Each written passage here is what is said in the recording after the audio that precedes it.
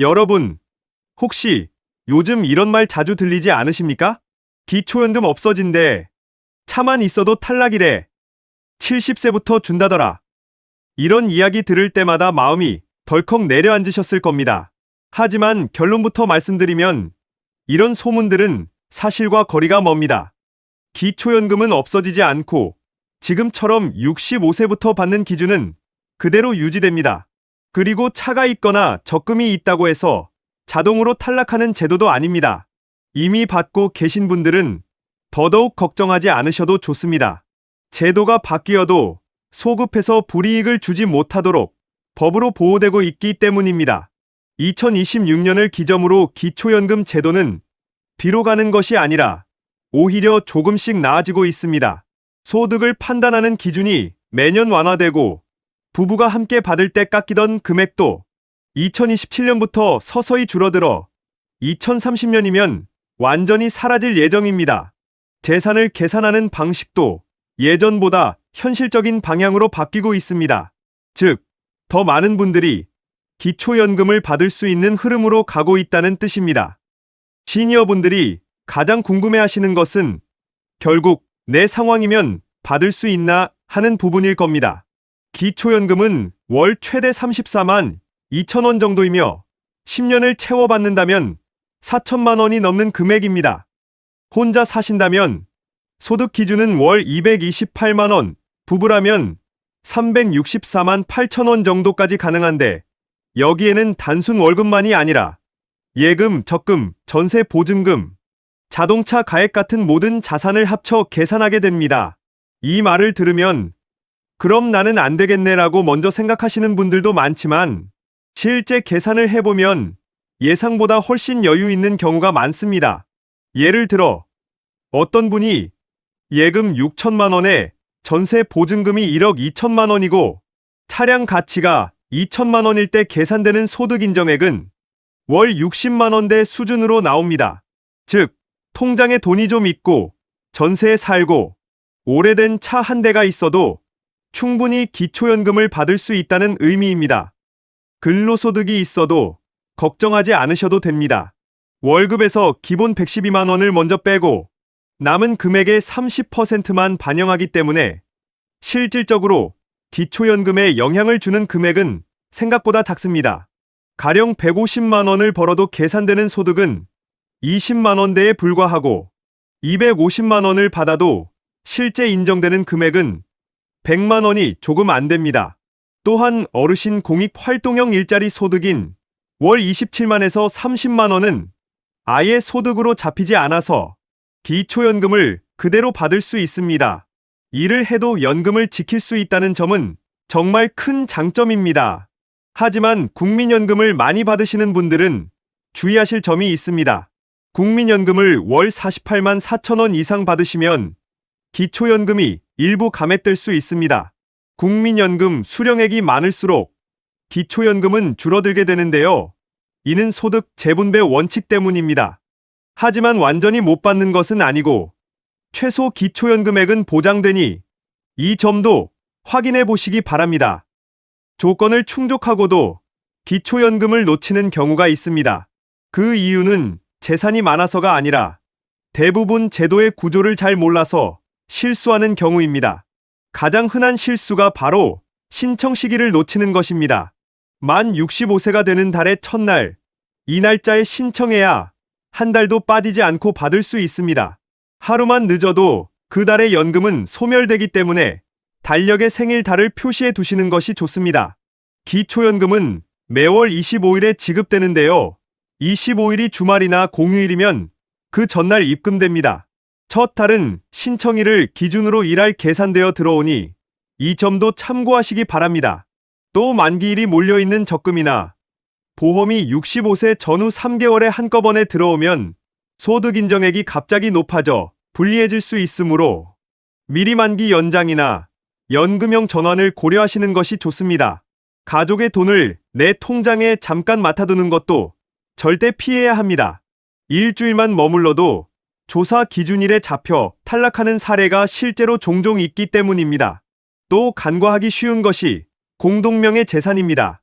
본인 지분만큼 소유한 것으로 보기 때문에 반드시 등기부등본을 확인해 두는 것이 좋습니다. 대출을 갑자기 갚는 것도 조심해야 합니다. 기초연금 계산에서는 빚도 자산에서 빼주기 때문에 수급 직전에 대출을 한꺼번에 갚으면 재산이 갑자기 많아진 것처럼 계산될 수 있습니다. 수급 후 천천히 상환하는 쪽이 훨씬 유리합니다. 그리고 사용하지 않는 오래된 계좌들, 또한 CMA나 주식 계좌, 몇 년째 들여다보지 않은 펀드도 모두 재산에 포함되기 때문에 금융조회 서비스를 통해 정리하는 과정이 꼭 필요합니다. 자동차의 경우에도 4천만 원 이상이면 고급 차로 분류되어 불리하게 계산되고, 전기차는 보조금 받기 전 원래 가격으로 가액이 잡힌다는 점도 알고 계셔야 합니다. 재산을 자녀나 배우자 명의로 잠깐 옮겨두면 괜찮다고 생각하는 경우도 있지만 오히려 조사를 유발할 수 있으므로 자연스럽게 관리하시는 게 가장 안전합니다. 그럼 이제 신청 방법에 대해 말씀드리겠습니다. 기초연금 신청은 생각보다 간단합니다. 첫 번째, 주민센터나 국민연금공단 지사를 직접 방문하는 방법이 있습니다.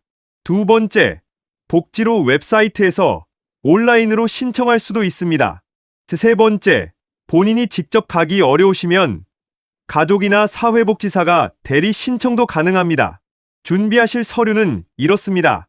신분증, 본인 명의 통장 사본, 배우자가 계시면 배우자 금융정보 제공 동의서, 그리고 전월세 계약서나 등기부등본 같은 주거 관련 서류를 준비하시면 됩니다. 신청 후에는 보통 30일 정도 심사 기간이 소요됩니다. 이 기간 동안 담당 공무원이 금융재산과 소득을 조회하게 되는데요. 혹시 서류가 부족하거나 확인이 필요한 부분이 있으면 보완 요청 연락이 올 수 있습니다. 이때 빠르게 대응하시면 처리가 더 빨라집니다. 만약 신청 결과가 탈락으로 나왔는데 납득이 안 되신다면 90일 이내에 이의 신청을 하실 수 있습니다. 계산 오류나 누락된 공제 항목이 있을 수 있으니 포기하지 마시고 꼭 재검토를 요청해 보시기 바랍니다. 그리고 기초연금을 받으시면 추가로 받을 수 있는 혜택들도 있습니다. 지자체마다 다르지만 난방비 지원, 전기요금 할인, 상하수도, 요금 감면 같은 복지 혜택이 연계되는 경우가 많습니다.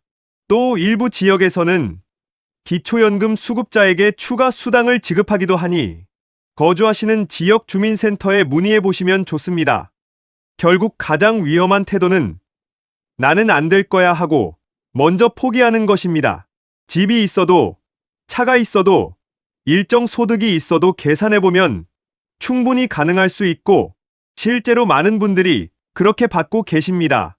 기초연금은 전체 노인의 상위 30%를 제외한 거의 모든 분들이 받을 수 있도록 설계된 제도이기 때문입니다.